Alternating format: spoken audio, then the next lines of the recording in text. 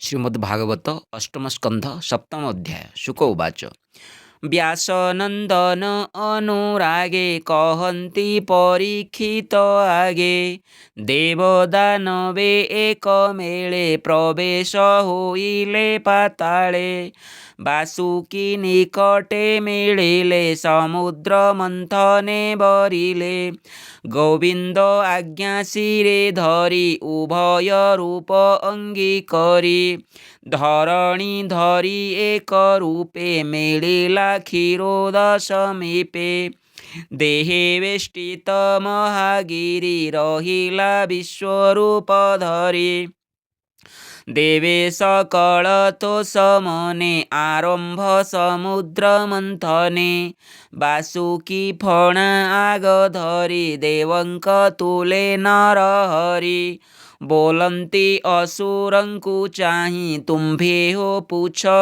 धर जाई हरि वचन शुणी कर्णे असुरे भाळी एक मने बोइले विष्णु मुख चाही एक कथा उचित नुहई स्वभावे सर्पर लांगुल केबे नुहई मंगल आंभे देवंक अग्रे जात पवित्र कश्यपंक सुत धर्म अधर्म आंभे जाणु आगम निगम प्रमाणु प्रख्यात जनकुलशील केमंते धरी बुलांगुळ आंभोर एणे कार्य नाही एमंते भग्न चित्ते रही सर्व असुरे एक मेळे रहिले क्षीर सिंधु कूळे बसिले आरंभ उपेक्षी पुरुषोत्तम ताहा देखी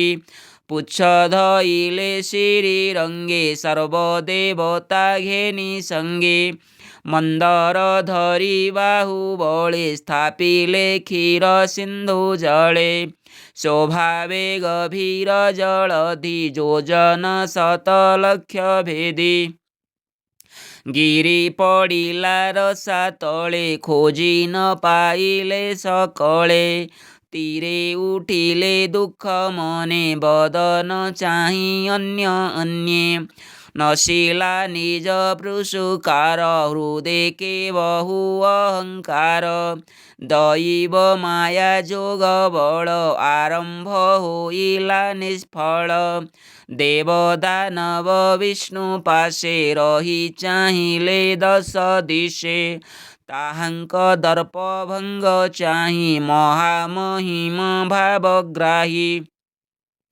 पाताळु कूर्म रूप धरी पृष्ठे बसाई महागिरी उठिले तोळी गिरीवर तीरे देखन्ति देवासुर जेसने सरोवर मध्ये पद्म प्रकाश होए ऊर्धे गिरिजोजन एकादश जले रहिला अवशेष गोविंद जोग माया करी तक्षणे माया रूप धरी बहिले गिरी पृष्ठ देशे मस्तक लागिला आकाशे देखी सानंद देवासुरे वासुकी धरी तेज भरे पर्वते तिनी गुण करी बेढिले मंथन आबोरी देव असुरे वेणी भागे वासुकी धरी अति वेगे हुंकारे करन्ति मंथन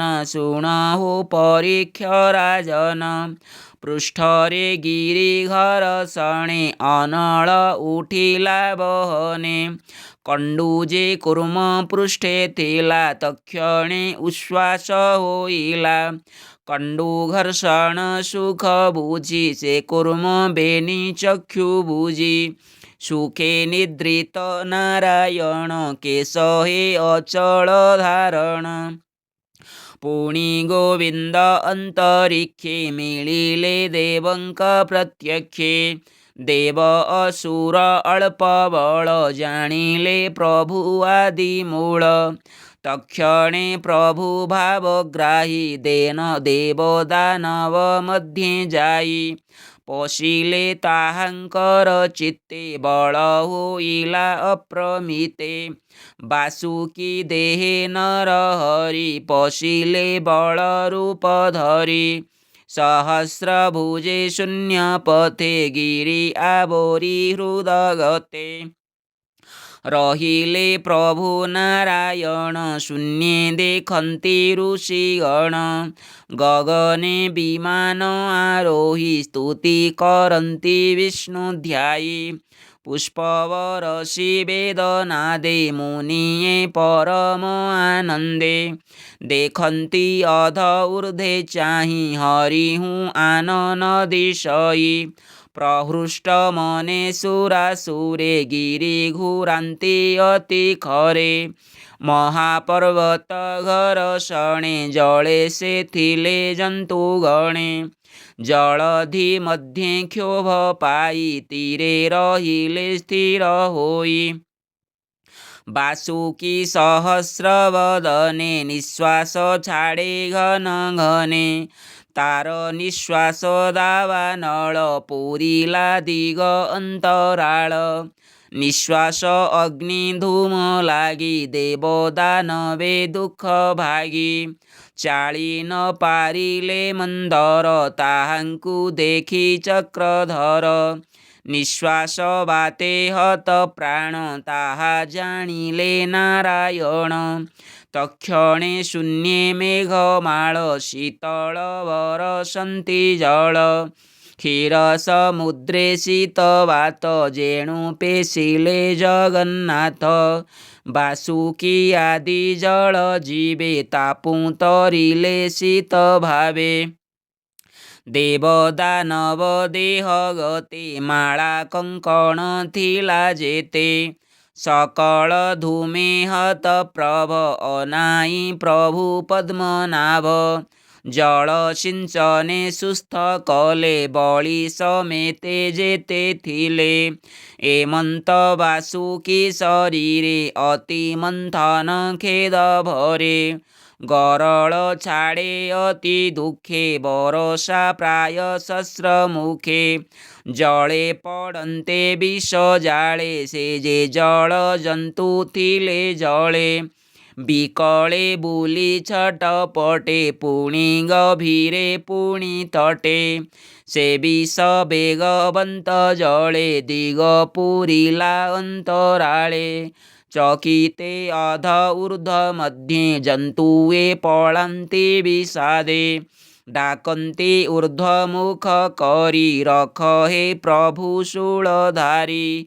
सही न पारिबु कषण तो पादे पशिलु शरण। हर समीपे मुनिगण मिळी करन्ति प्रदक्षिण। जे दुःख वन धूम केतु अशेष अपवर्ग हेतु। मिळी सकळ प्रजापति सन्निधे बसाई पार्वती। विकळे मिळी शिव पाशे स्तुति करन्ति विषत्राशे। प्रजापतिगण उवाच हे महादेव सदाशिव के जाणी पारे तोर भाव। तू भूत भावन ईश्वर आंभर प्राण रक्षा कर। ए विष संसार दहिव एतु उद्धर सदाशिव। सर्वजगत बंध मोक्ष तू नाथ ईश्वर प्रत्यक्ष। कुशल इच्छा जार मने से तोते चिंते नित्य ध्याने। जगत गुरुनाथ तू ही जे तोते शरण पशई। स्वशक्ति तोर गुणमयी जे भावे सर्ग स्थिति होई। प्रलय करुनाथ तू ही तू ब्रह्मा विष्णु रुद्र देहि। तू ब्रह्म परम गुपत सद असद भाव मत। प्रकाशु नाना शक्ति रूपे तू आत्मा रूप मोह कल्पे। जगत आदि शब्द जोनि प्राण इंद्रिय गुण घेनि।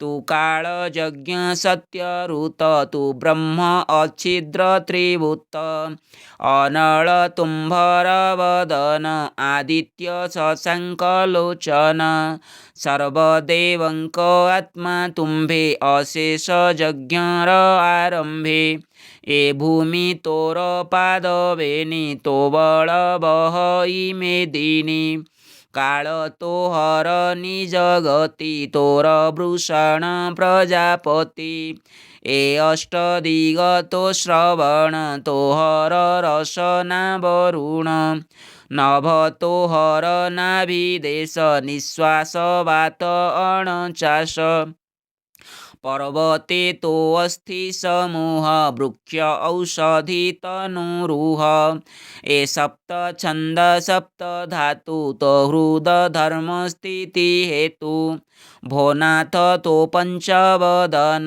पंचोपनिषद वचन अष्ट उत्तर तीन शत मंत्र वर्ग जहु उदित तो परमात्मा तत्वधाम एणु तो हर शिव नाम ज्योतिषोरूपे तोर वास तु ब्रह्म परम प्रकाश अधर्म तो शरीर छाया तोर आश्रित मोह माया तो तीनि नेत्र तीनि गुण जे गुणे संसार धारण जे छंदोमय शास्त्र इच्छा जे भावे ऋषिंकर शिक्षा अखिल लोकपाल तू ही तो अंत केही न जाणई बिरंची वैकुंठ धाम सुरेंद्र गणे नोहे गम्य परम ज्योति तो आनंद केवे